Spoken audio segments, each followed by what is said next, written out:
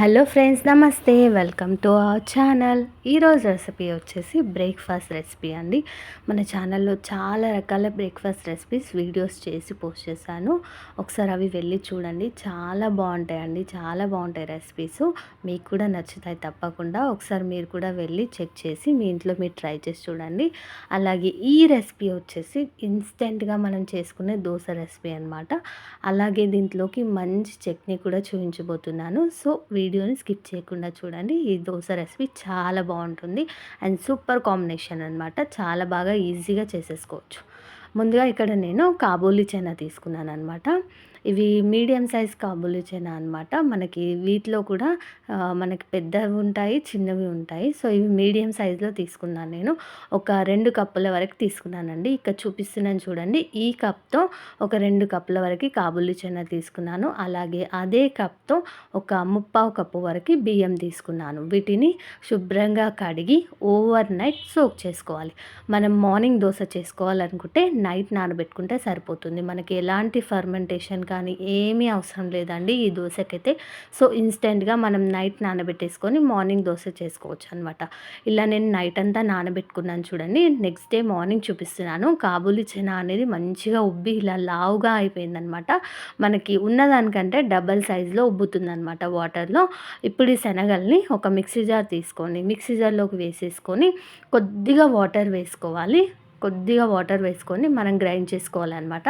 ఈ దోశ పిండి వచ్చేసి కొంచెం బరకగానే ఉంటుందండి. మనం నార్మల్ దోశ పిండిలాగా స్మూత్గా ఉండదు, కొంచెం బరకగా ఉంటుందన్నమాట.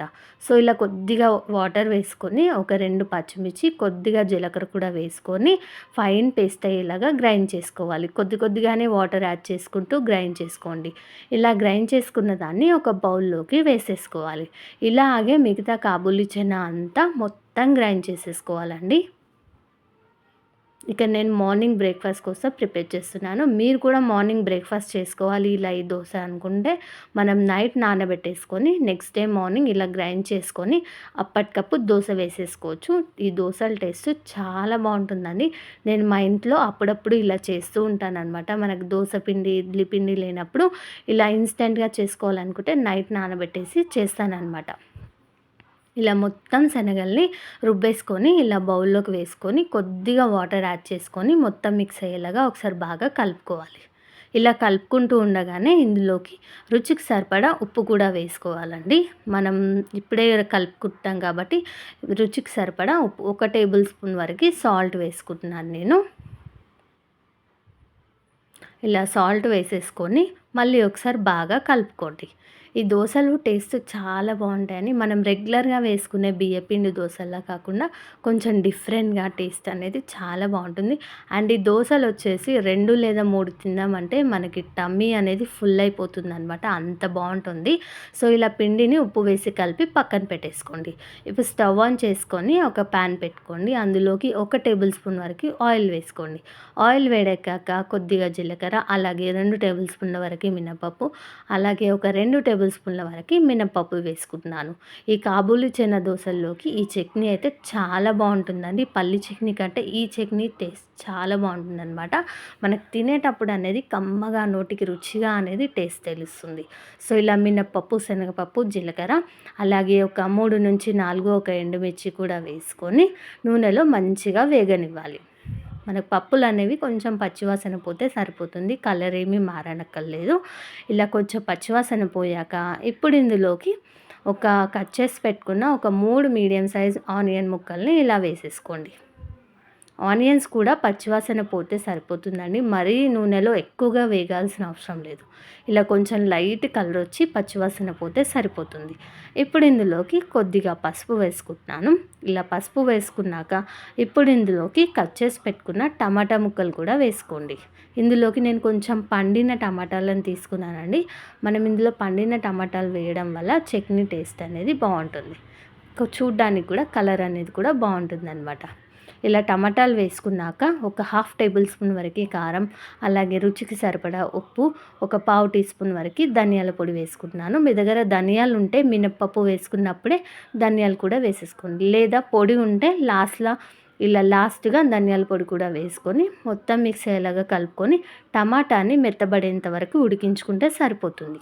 టమాటా ఉడికిపోయింది కదా! ఇప్పుడు స్టవ్ ఆఫ్ చేసుకొని ఇది కంప్లీట్‌గా చల్లారిన తర్వాత ఒక మిక్సీ జార్ తీసుకోండి. అందులోకి ఈ టమాటా మిశ్రమం అంతా వేసుకోవాలి. ఇలా వేసుకొని వాటర్ ఏమీ వేయకుండా ఫైన్ పేస్ట్ అయ్యేలాగా గ్రైండ్ చేసుకోవాలి. ఇందులో అయితే వాటర్ అయితే వేయకూడదండి. మనకి చట్నీ టేస్ట్ అనేది బాగుండదు. సో ఇలా కొంచెం గట్టిగానే గ్రైండ్ చేసి పక్కన పెట్టుకోండి. దీనికి ఎలాంటి తాలింపు కూడా అవసరం లేదు. మీకు నచ్చితే తాలింపు పెట్టుకోండి, లేదంటే అవసరం లేదు. ఇప్పుడు స్టవ్ ఆన్ చేసుకొని దోస పెనం పెట్టుకోండి. ఇప్పుడు మనం దోసలు వేసుకుందాము. స్టవ్ ఆన్ చేసుకొని దోస పెనం పెట్టుకున్నాక లైట్‌గా ఆయిల్ అప్లై చేసుకోండి. చేసుకున్నాక ఇప్పుడు పిండి చూడండి, ఈ కన్సిస్టెన్సీలో మనకి పిండి అనేది ఉండాలి. దోస పిండి కంటే కొంచెం తిక్కుగా ఉండాలి. మనం రెగ్యులర్గా వేసుకున్న దోస పిండి కంటే మనకి అప్పుడే దోసలు వేయడానికి కూడా చాలా బాగుంటుందన్నమాట. ఇప్పుడు స్టవ్ ఆన్ చేసుకున్నాం కదా, పెనం బాగా వేడెక్కింది.